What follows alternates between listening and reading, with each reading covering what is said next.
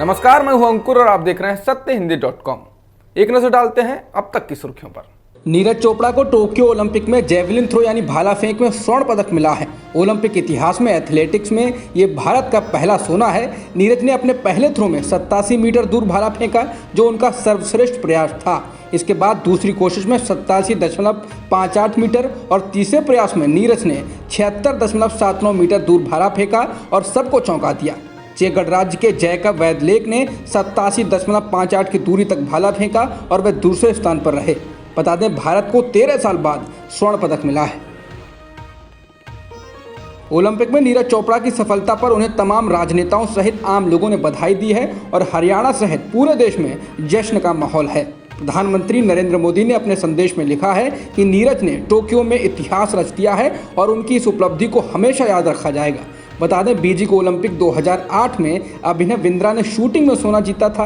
व्यक्तिगत स्पर्धा में स्वर्ण जीतने वाले वे पहले भारतीय खिलाड़ी थे। नीरज चोपड़ा ऐसे दूसरे भारतीय हो गए हैं। इसके अलावा भारत ने सिर्फ हॉकी में स्वर्ण पदक जीता है। भारतीय पहलवान बजरंग पूनिया ने टोक्यो ओलंपिक में फ्रीस्टाइल कुश्ती के 65 किलोग्राम भार वर्ग में कांस्य पदक जीत लिया है। उन्होंने कजाकिस्तान के पहलवान दौलत नियाज़बेकोव को 8-0 से चित्त कर दिया। टोक्यो ओलंपिक में यह भारत का छठा पदक है। भारत ने अब तक 2 रजत और 4 कांस्य पदक जीते हैं। ओलंपिक खेलों में भारत का सबसे अच्छा प्रदर्शन लंदन ओलंपिक में था, जब उसने 6 पदक जीते थे। टोक्यो में भारत ने उसकी बराबरी कर ली है। केंद्रीय स्वास्थ्य मंत्रालय ने अमेरिकी कंपनी जॉनसन एंड जॉनसन के कोरोना टीके के उपयोग की अनुमति दे दी है। इसकी एक खुराक ही काफी होगी, यानी 2 खुराकों की जरूरत नहीं होगी। केंद्रीय स्वास्थ्य मंत्री मनसुख मंडाविया ने ट्वीट कर कहा कि भारत में कोरोना टीका के अधिक विकल्प हो गए। जॉनसन एंड जॉनसन के एक खुराक वाले टीके के आपात स्थिति में प्रयोग की अनुमति दी जा रही है।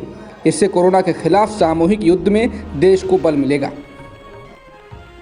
दिल्ली के द्वारका इलाके में हज हाउस बनाने के खिलाफ हिंदू संगठन जोर शोर से प्रदर्शन कर रहे हैं। इन्हें समर्थन देने के लिए बीजेपी के नेता भी आगे आए हैं।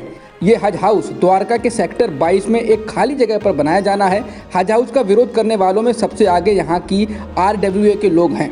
ऑल द्वारका रेजिडेंट्स फेडरेशन ने इस बारे में उपराज्यपाल अनिल बैजल को पत्र लिखकर उनसे हज हाउस के लिए दी गई जमीन के आवंटन को रद्द करने की मांग की है। पत्र में फेडरेशन ने इस बात की आशंका जताई है कि अगर यहाँ पर हज हाउस बनता है तो इससे यहाँ की शांति और भाईचारा खराब हो सकता है और दंगे होने, हिंदुओं के पलायन की भी संभावना है। पत्र में कहा गया है कि यहाँ शाहीन बाग, जाफराबाद और कश्मीर जैसे हालात बन सकते हैं। हज हाउस का विरोध कर रहे लोगों ने प्रदर्शन के दौरान जय श्री राम, हिंदू एकता और हज हाउस यहाँ नहीं बनेगा के नारे लगाए। लोग हाथ में प्ले कार्ड लिए हुए थे जिनमें लिखा था, हज हाउस ही क्यों, यहाँ स्कूल, कॉलेज, अस्पताल क्यों नहीं। अश्लील फिल्म रैकेट मामले में बॉम्बे हाईकोर्ट ने शनिवार को बिजनेसमैन राज कुंद्रा की उस याचिका को खारिज कर दिया है जिसमें उन्होंने अपनी गिरफ्तारी को अवैध बताया था। कुंद्रा ने निचली अदालत के फैसले को चुनौती देते हुए हाईकोर्ट में याचिका दायर कर कहा था कि मुंबई पुलिस ने उनकी गिरफ्तारी अवैध तरीके से की थी और खुद को रिहा करने की मांग की थी। राज कुंद्रा के अश्लील फिल्म बनाने के मामले में मुंबई पुलिस ने बॉलीवुड अभिनेत्री शर्लिन चोपड़ा से करीब 8 घंटे तक पूछताछ की। क्राइम ब्रांच की प्रॉपर्टी सेल में अपना बयान दर्ज कराने पहुंची शर्लिन चोपड़ा ने दावा किया कि वह पुलिस के सामने राज कुंद्रा अश्लील फिल्म रैकेट मामले में एक गवाह के तौर पर अपना बयान दर्ज कराने के लिए पहुंची थी। शर्लिन राज कुंद्रा पर धोखाधड़ी का आरोप लगा चुकी हैं। राज की गिरफ्तारी के बाद शर्लिन ने यह बयान भी दिया था कि राज कुंद्रा के साथ उनकी एक शॉर्ट फिल्म के प्रोजेक्ट को लेकर बात हुई थी, लेकिन ये हॉटशॉट ऐप के लिए नहीं था। असम के कछार जिले में स्थानीय लोगों ने शुक्रवार रात को मिजोरम जाने वाले 4 ट्रकों में कथित रूप से तोड़फोड़ की है, जिसके बाद साफ हो गया है कि अभी भी दोनों राज्यों के बीच तनाव कम नहीं हुआ है। स्थानीय लोगों ने यह हमला तब किया है जब असम सरकार ने ये नोटिस जारी कर दिया था कि कोई भी मिजोरम से आ रहे वाहनों की आवाजाही में बाधा नहीं डालेगा। ट्रक करीमगंज से अंडे लेकर मिजोरम की ओर जा रहे थे। स्थानीय लोगों ने ट्रकों को रोककर पूछा कि वो कहाँ जा रहे हैं। ट्रक ड्राइवरों द्वारा मिजोरम जाने की बात कहने के बाद ही स्थानीय लोगों ने हमला कर दिया। बता दें कि 26 जुलाई के बाद से ही दोनों राज्यों के बीच तनाव बढ़ गया था, जब राज्यों की सीमा पर गोलीबारी में 7 लोगों की मौत हो गई थी। कर्नाटक के मुख्यमंत्री बसवराज बोम्मई ने शुक्रवार को अपने नए मंत्रिमंडल में शामिल किए गए 29 मंत्रियों को विभागों का आवंटन कर दिया। इस दौरान उन्होंने खुद के पास वित्त, कैबिनेट मामलों और बेंगलुरु विकास के विभागों को रखा है। इसके अलावा बीजेपी के कोर विधायकों को मुंबई की कैबिनेट में प्रमुख स्थान दिया गया है। उत्तर प्रदेश के मुख्यमंत्री योगी आदित्यनाथ ने सोशल मीडिया को बेलगाम घोड़ा बताया है। बीजेपी आईटी सेल के कार्यकर्ताओं से बात करते हुए सीएम योगी ने कहा कि सोशल मीडिया एक तरह से बेलगाम घोड़ा है और इस पर लगाम कसने के लिए प्रशिक्षण और तैयारियों की जरूरत है। इंडियन एक्सप्रेस के मुताबिक योगी आदित्यनाथ ने इसके साथ ही कार्यकर्ताओं को चेताते हुए कहा कि अगर वे सावधानी नहीं बरतते हैं तो फिर वे मीडिया ट्रायल का शिकार हो सकते हैं। उन्होंने पेगासस जासूसी कांड का हवाला देते हुए पार्टी के आईटी सेल के कार्यकर्ताओं से कहा कि सोशल मीडिया पर जवाब देने के लिए तैयार हो जाइए और किसी मुहूर्त का इंतजार मत करिए। हॉकी खिलाड़ी वंदना कटारिया के परिजनों को जाति सूचक गालियां देने को लेकर हॉकी टीम की कप्तान रानी रामपाल ने दुख जताया है।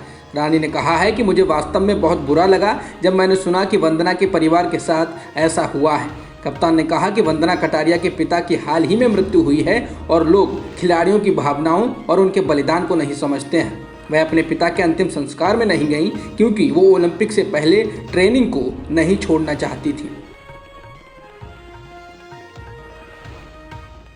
अफगानिस्तान के रक्षा मंत्रालय ने कहा है कि हेलमंद प्रांत में किए गए हवाई हमले में 112 तालिबान आतंकवादियों में अलकायदा के 30 पाकिस्तानी नागरिक भी शामिल थे। वहीं अफगानिस्तान ने पाकिस्तान पर आरोप लगाया है कि वो अपने यहाँ आतंकवादियों को पनाह देता है और अफगान सरकार के खिलाफ तालिबान को समर्थन देता है। इससे पहले शुक्रवार को संयुक्त राष्ट्र में अफगान राजदूत गुलाम इसकजाई ने कहा था कि अफगानिस्तान संयुक्त राष्ट्र सुरक्षा परिषद को इस बात के सबूत देने को तैयार है कि पाकिस्तान तालिबान को आपूर्ति सुनिश्चित कराता है।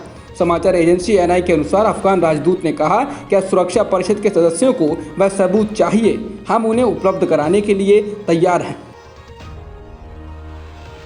कोरोना महामारी की वजह से विश्व अर्थव्यवस्था की क्या हालत हो गई है उसे इससे समझा जा सकता है कि लगभग 27 करोड़ लोग भुखमरी के कगार पर पहुंच गए हैं। विश्व खाद्य कार्यक्रम ने कहा है कि लगभग 4 करोड़ लोग अकाल की चपेट में आ सकते हैं। कोरोना के पहले ये संख्या 3.4 करोड़ थी। न्यूयॉर्क टाइम्स ने एक खबर में ये जानकारी दी है। विश्व खाद्य कार्यक्रम में खाद्य व कृषि संगठन के साथ एक साझा रिपोर्ट जारी करते हुए चेतावनी दी है कि कोरोना महामारी का आर्थिक प्रभाव, युद्ध व प्राकृतिक संगठन का मिलाजुला असर ये है कि अगले 4 महीनों में लगभग 23 भौगोलिक इलाकों में खाने पीने की जबरदस्त किल्लत हो सकती है। अफ्रीका, सेंट्रल अमेरिका, उत्तरी कोरिया और अफगानिस्तान इसकी चपेट में आ सकते हैं। अब तक की खबरों में इतना ही। बाकी खबरों के लिए बने रहिए सत्यहिंदी.com के साथ। सत्य हिंदी का ऐप डाउनलोड करें गूगल प्ले स्टोर पर।